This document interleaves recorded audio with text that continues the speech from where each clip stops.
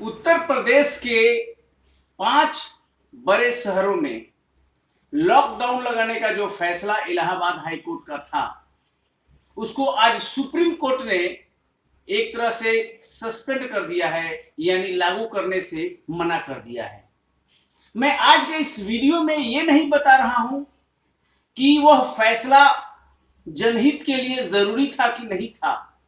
मैं इस बात को आपके समक्ष रखना चाहता हूं कि जो इलाहाबाद हाई कोर्ट का जो फैसला है वह संविधान के दृष्टिकोण से कितना उचित फैसला था। ऐसे कई मामले हैं, जैसे न्यायिक सक्रियता का मामला है, जुडिशियल एक्टिविज्म, जुडिशियल रिव्यू, न्यायिक समीक्षा, और अब बात आती है जुडिशियल ओवररीच, यानी न्याय की जो परिधि है उससे आगे चले जाना। सुप्रीम कोर्ट ने आज इलाहाबाद हाई कोर्ट के फैसले पर स्टे दिया है।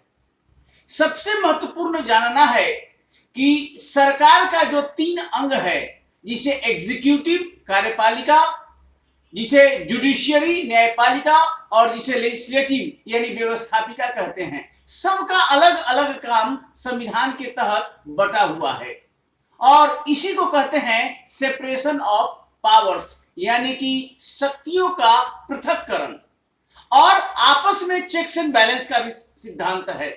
एग्जीक्यूटिव का मेन काम क्या है, कार्यपालिका का मेन काम क्या है?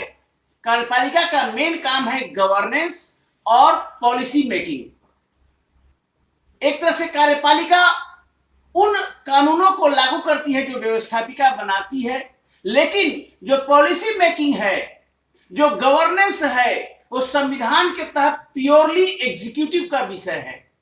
हाँ, अगर कोई पॉलिसी या कोई ऐसा गवर्नेंस संविधान के भावना के अनुरूप नहीं हो तो उसकी समीक्षा न्यायपालिका कर सकती है।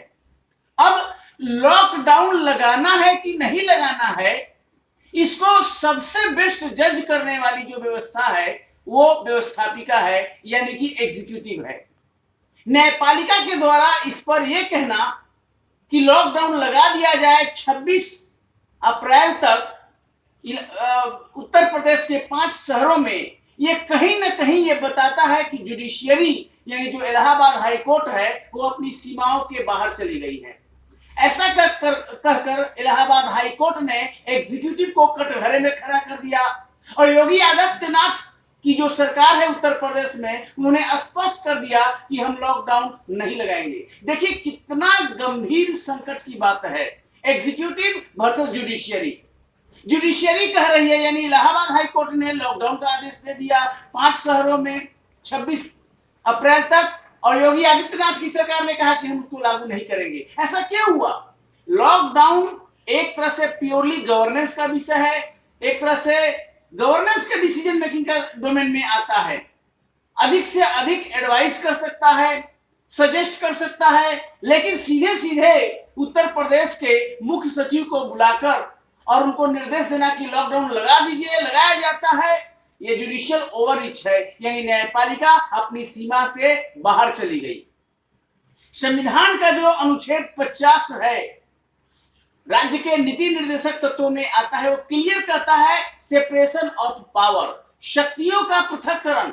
अगर न्यायपालिका एग्जीक्यूटिव का काम करने लगेगी और एग्जीक्यूटिव न्यायपालिका के बातों को नहीं मानने लगेगा तो क्या होगा?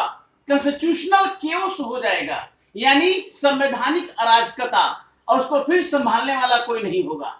इसलिए आज सुप्रीम कोर्ट ने इलाहाबाद हाई कोर्ट के फैसले पर रोक लगाते हुए एक बहुत इंपॉर्टेंट मैसेज दिया है, सिग्नल दिया है। जब देश में कोविड के मामले बढ़ रहे हैं, चारों तरफ एक तरह से हाहाकार की स्थिति है, तो इस स्थिति से जूझने वाला, इस स्थिति में बेहतर प्रबंधन का दायित्व एग्जीक्यूटिव का है, चाहे वो राज्य की सरकार हो, चाहे वो केंद्र की सरकार हो।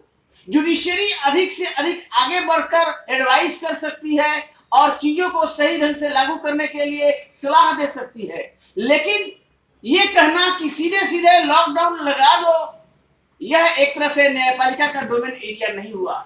इस प्रकार जो जुडिशियल रिव्यू है, जिसे न्यायिक समीक्षा कहते हैं, न्यायिक समीक्षा में किसी भी कानून के संवैधानिकता की जांच किया जाता है। That is constitutional test of any law और द रूल्स, वो एक बात हुआ।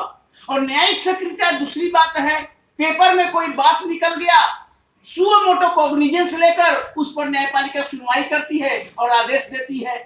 लेकिन न्यायिक समीक्षा और न्यायिक सक्रियता दोनों से हटकर है न्यायिक पहुंच के बाहर, यानी जुडिशियल ओवररीच। ये जुडिशियल ओवररीच संविधान की भावना के अनुरूप नहीं है और कहीं न कहीं इलाहाबाद हाई कोर्ट ने इस प्रकार का आदेश देकर जुडिशियल ओवररीच को ही एक तरह से संपुष्ट किया है और जो नहीं होना चाहिए था। अब योगी आदित्यनाथ की सरकार जब ने कह दिया कि हम लागू नहीं कर सकेंगे, तो आप समझिए क्या मैसेज गया एक executive versus judiciary. Thanks to Supreme Court, उन्होंने ये आदेश देकर एक बहुत अच्छा मैसेज दिया है और इस मामले को आगे पोस्टपोन कर दिया है और इसमें एमिकस क्यूरे भी नियुक्त किया है। कैसा लगा ये आज का करंट अफेयर्स अपडेट? इस वीडियो के कमेंट बॉक्स में आप शेयर कर सकते हैं। बहुत बहुत धन्यवाद, थैंक यू।